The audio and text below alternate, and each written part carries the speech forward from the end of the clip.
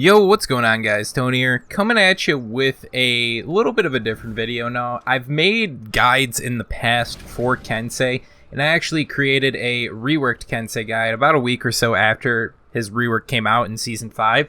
But I feel since then, there's been some changes, and personally how I play Kensei is not nearly the same as how I played him when his rework first came out.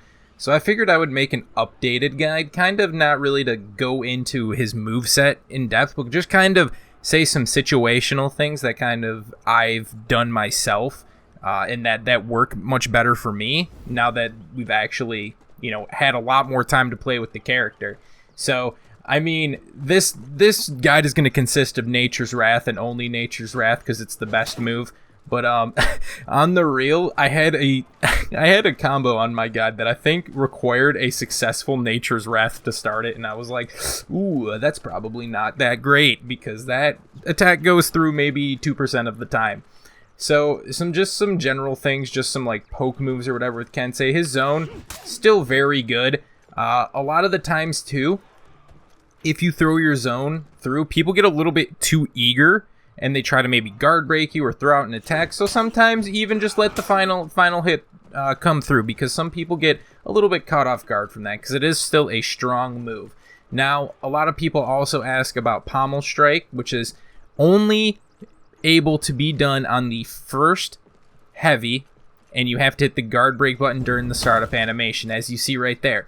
Now, as we know, if you hit it, Pommel Strike, you can get a top light as the optimal punish from hitting it. But let's say you miss it.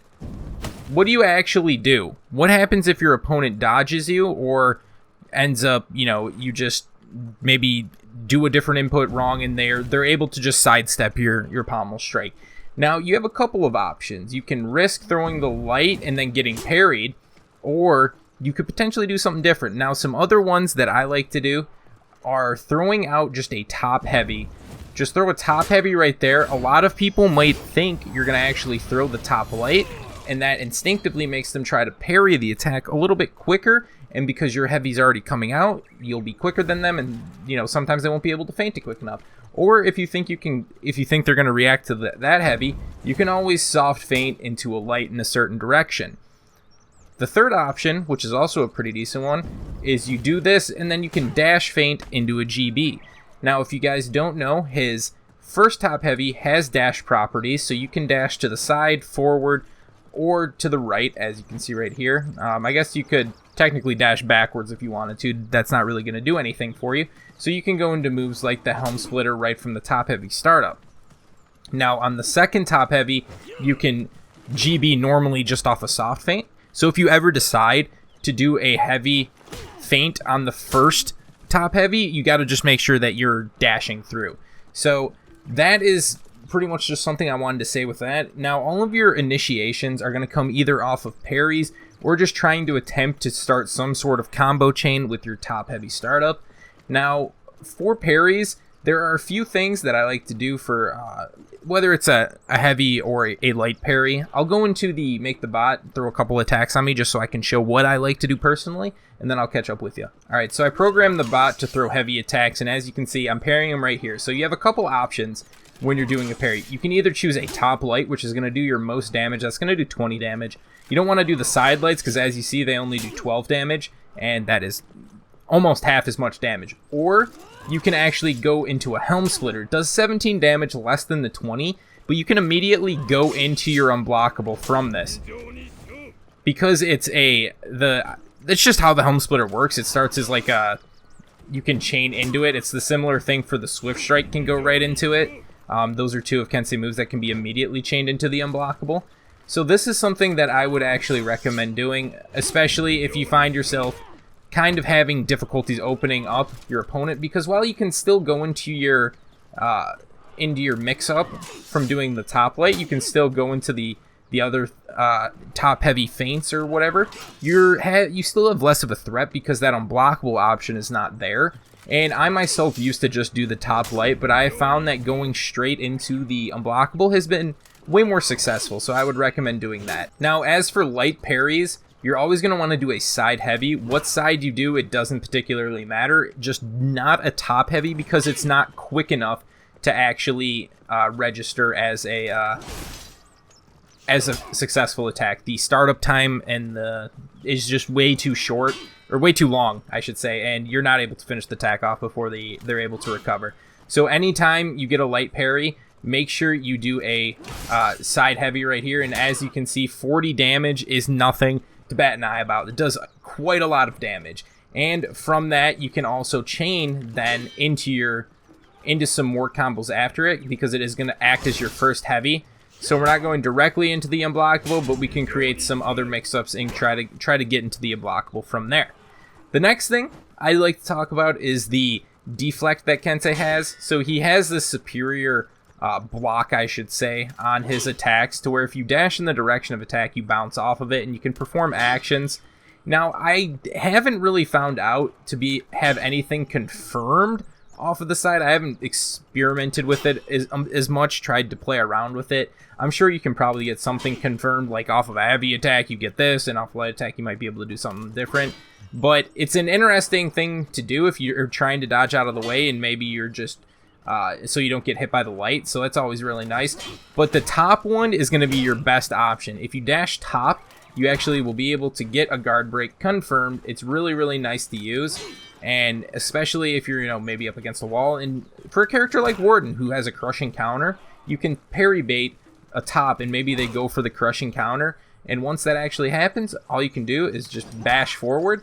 That's not what I was wanting to do right there. You just got to bash forward as soon as you see it. Obviously, the bot's not wanting to cooperate with me and throw a top attack, but you get the idea. And from the GB, obviously, if you're near a wall, you'll be able to go into an unblockable just like so, and then be able to get some really good damage, because the unblockable, as we see, is 45 damage, which is really, really strong. All right, guys, the next thing I wanted to show is the Swift Strike mechanics. So if you guys know, you can throw a normal Swift Strike just by dodging, and then throwing a heavy attack. But as you can see right here, I get caught in my dodge from the Warden, and I'm not able to actually dodge out. The cool thing with the Swift Strike is you can actually delay it from the time that it actually goes off. So if I dashed a little bit too early, I can actually still input it after there, and then be able to get that attack to come through. The delayed Swift Strike is something that is really, really good, especially for someone like the Warden. So as you saw before, I can dash normally like this, or I can dash, and then while your sword is still basically in that superior block color, you can delay it, as you see right there. And that catches a lot of people off. And again, like I said, you can either go for a light finisher at the end, or you can go straight into your blockable. Whichever you may so choose. It's very good to do either or. It's really actually quite nice. It's probably one of the best dodge attacks in the game. Now, one of the next things that I just wanted to show quickly is some of the finishers. So Kensei has hyper armor finishers on both his heavies and his lights. His lights are 400 milliseconds and very, very quick. So just to kind of show you what I mean, so throwing the 2 lights here, and then I can finish off with a quick light right at the end. This is something that actually catches quite a lot of people off guard. So let's just say maybe I went in for a guard break and I did a heavy. I could normally go into the unblockable and then, do whatever I have there. Sometimes if you just go straight for a light finisher, it actually works out quite nice. I also find that you can delay this attack a little bit as well. So doing something even on the same side seems to work. So here's just an example. Right there, I can delay it and then have that really, really quick light come through. But like I said before, you can do it from any other angle. Just you can choose whatever you're trying to go for, and then this is also you have your mix-ups as well from your unblockable, in which you can use these as a finisher as well. I think the light finishers are very, very nice, but like I said, maybe you want to go to the top. You can play around, see how your opponent reacts, and then use these as an effective tool to get some damage, because as you can see, it does 20 damage to finish, and then I believe that's for all sides too, even the top, because normal lights are 12 to the top. So they finish off at 20, so you're going to be doing the same damage all around, so you won't have to worry about choosing a specific direction for your attacks. Alright guys, I figure I'll just show a couple combos here to end off the little guide, and some more effective ones that I've had, obviously, since I've had some more time to play with the character since his rework came out. This one's going to involve 3 soft feinted heavies, and again, if you guys aren't sure what a soft feint is, so when I input a top heavy, I can input a side heavy right there, and I don't have to feint the normal top heavy by hitting the B button or the circle button or whatever the button you have on your keyboard to actually feint it. I can just simply input the side heavy, and then it will throw it through. So what I'm going to do is I'm going to do 3 of these, even off the unblockable. So I do a side, and then I do a side, and then I go to the side again. That actually catches more people out than you would expect, because the side heavy soft feint is super slow. At times it looks like the light's going to come out, but then it is the actual like speed of this attack to come through is extremely slow, and it'll happen more times than not. You'll actually get successful combos to go completely through. Now, while Pommel Strike is an effective tool sometimes, on PC it tends to work less times than you would actually think. More people dodge it than I think actual confirmed hits come through. So if you end up getting against an opponent who just does dodges when they see your top heavy start up because they assume a Pommel Strike is going to come through, you can use this combo. It's going to consist of a dash cancel of the top heavy into a GB, and then we're going to do a heavy, go into our blockable, and then GB cancel at the end of it, and then throw another heavy. So that's going to look something like this. And then we're in our heavy, unblockable, GB cancel, heavy. You could even throw something at the end of that, like a soft feinted light at the end. Well, not a soft feinted light, a finisher light at the end. To kind of just wrap it all through if you want to use it, but if you want to have a little bit of stamina left over, I would just leave it at that. Now, if you found that your opponent potentially has kind of figured out all of your mix-ups starting from your top heavy, they've seemed to block or parry all of your soft feints and counter guard break any attempts that you try to make, try this combo out. It doesn't work all of the time, but it's just something in your arsenal. I'm telling you to throw double top heavies and then go into your unblockable and then just do a soft feinted light. So simply put, I don't want to hit the bot on the first one, and then we go into this, and I fucked it up, but it's okay. You guys get the idea. Top heavy, unblockable, side light cancel.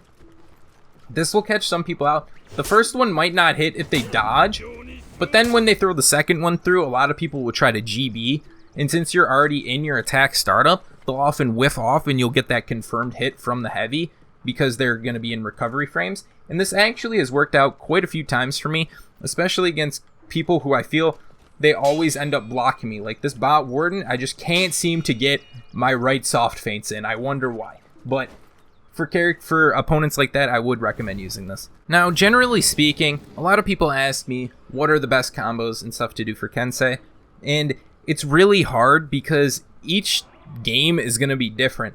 Depending on how the player that you're going against reacts to your moves is how you're going to want to structure your Kensei combos.